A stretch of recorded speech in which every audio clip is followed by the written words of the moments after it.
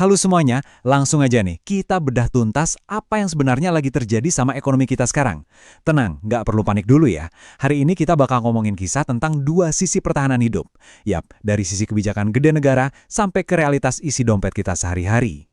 Coba deh kalian perhatiin angka raksasa di sini, 240,1 triliun rupiah. Wah, angka segini tuh merepresentasikan defisit APBN kita di kuartal pertama tahun 2026. Ini lompatan yang jujur aja lumayan gila kalau dibandingin sama periode yang sama di tahun sebelumnya. Benar-benar melonjak tajam. Jadi, pas ngelihat lonjakan defisit se-ekstrim itu, otomatis kita langsung kepikiran satu pertanyaan ngeri ini kan? Apakah ekonomi kita sekarang lagi krisis? Wajar banget sih kalau kita langsung mikir ke arah sana. Nah, buat cari tahu jawabannya, kita bakal lewatin 6 poin ini ya.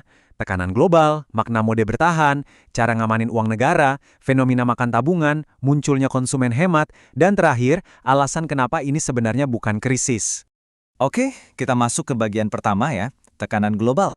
Biar paham, kita harus cek dulu nih akar masalahnya dari mana. Gini, harga minyak mentah dunia tuh lagi meroket parah, sampai sekitar $100 per barrel. Padahal pemerintah nggak bikin asumsi anggaran setinggi itu loh. Ditambah lagi, rupiah kita lagi loyo, tembus sekitar 17.300 per dolar AS. Kombinasi maut antara tekanan luar sama inflasi global ini benar-benar bikin beban impor dan subsidi energi negara kita bengkak luar biasa. Masuk ke bagian kedua, makna mode bertahan. Ngadepin realitas tadi, Menteri Keuangan kita sampai deklarasi kalau Indonesia sekarang masuk ke mode bertahan hidup. Tapi, tunggu dulu. Dalam Kamus Negara, ini tuh bukan berarti kita bangkrut ya. Sebaliknya, ini tuh strategi buat benar-benar memaksimalkan semua sumber daya yang ada biar target pertumbuhan 8% tetap tercapai. Intinya, udah nggak bisa lagi nih kerja yang santai-santai atau cuma business as usual. Coba dengerin kutipan langsung dari Pak Menteri ini, lumayan nyelekit tapi bener banget.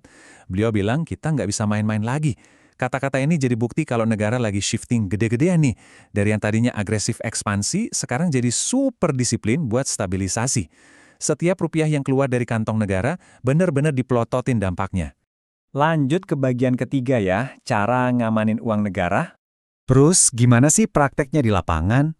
Ya pemerintah otomatis ngencengin ikat pinggang. Mereka sampai bikin satgas-satgas khusus loh, kayak Satgas Penertiban Kawasan Hutan buat nyetop kebocoran duit dari sumber daya alam.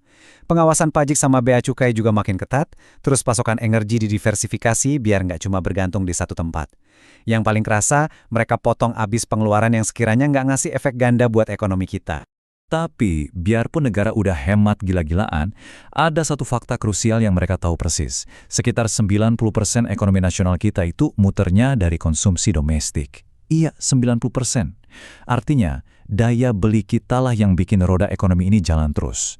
Dan fakta ini ngebawa kita ke bahasan selanjutnya yang, jujur aja, agak-agak bikin deg-degan. Sekarang bagian keempat, fenomena makan tabungan. Coba kita lihat dari sisi dompet kita sendiri nih. Ada riset terbaru yang nunjukin realitas pahit.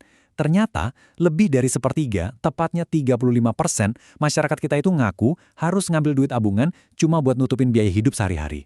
Terus, 40% lainnya malah sampai ngurangin porsi investasi mereka. Kenapa bisa gitu? Ya karena harga barang pada naik, tapi gaji kita gitu-gitu aja kan? Lebih miris lagi, ada 14 orang yang bilang kalau pendapatan mereka tuh sebenarnya nggak turun alias stabil, tapi tetap aja uangnya udah nggak cukup lagi buat menuhin kebutuhan dasar. Fenomena makan tabungan ini jadi bukti nyata, sama kayak APBN negara yang lagi defisit, arus kas rumah tangga kita juga lagi ngalamin hal yang sama. Secara nggak langsung, kita semua juga lagi mencet tombol survival mode versi kita sendiri. Masuk ke bagian kelima, lahirnya si konsumen hemat. Gara-gara kepepet gaji mandek dan biaya hidup yang makin mahal, kita jadi ngelihat pergeseran tren yang disebut ekonomi rebahan atau dormant ekonomi. Konsumen sekarang berevolusi jadi super hemat dan perhitungan. Kalau dulu kita gampang banget jajan karena gengsi merek atau sekedar lapar mata, sekarang beda cerita. Konsumen jauh lebih kritis. Mereka nyarinya barang yang benar-benar awet, fungsinya jelas, dan yang paling penting, ada diskonnya. Trik-trik marketing yang cuma jualan gimmick doang udah nggak mempan lagi deh. Terakhir, bagian keenam. Ini soal kewaspadaan, bukan krisis. Nah, dari semua data serem tadi, sebenarnya posisi kita di mana sih sekarang? Ini penting banget buat kalian catat ya. Para ahli ekonomi itu sepakat dan negesin ke kita kalau sekarang ini tuh fasenya stabilisasi dengan tingkat kewaspadaan yang tinggi. Ini bukan krisis ekonomi parah kayak zaman 98 atau pas awal pandemi 2020 kemarin. Kenapa? Karena saat ini pertumbuhan ekonomi kita tuh masih jalan di angka sekitar 5%. Kalau beneran krisis, angkanya pasti udah minus. Jadi buat kedepannya, kuncinya cuma satu, hati-hati. Pertumbuhan kita masih oke kok di 5%, Satgas-satgas proaktif pemerintah juga lagi kerja nutupin kebocoran dana, dan fokus utamanya tetap ngejaga daya beli kalian, para konsumen. Intinya, survival mode ini cuma istilah lain buat kedisiplinan tingkat dewa soal ngatur duit. Dan gimana caranya kita ngehindarin resiko yang nggak perlu. Berlaku buat negara, dan pasti berlaku juga buat kita sendiri. Nah, sebagai penutup bedah materi kita kali ini, aku mau ninggalin satu pertanyaan yang bisa kalian renungin sambil ngecek-ngecek saldo rekening nih. Kalau negara sebesar ini aja sadar kalau mereka harus ngencengin ikat pinggang dan berhemat, kira-kira kalian dan dompet kalian udah siap belum ngelakuin hal yang sama? Coba dipikir-pikir lagi ya. Sampai jumpa di bedah materi seru kita selanjutnya.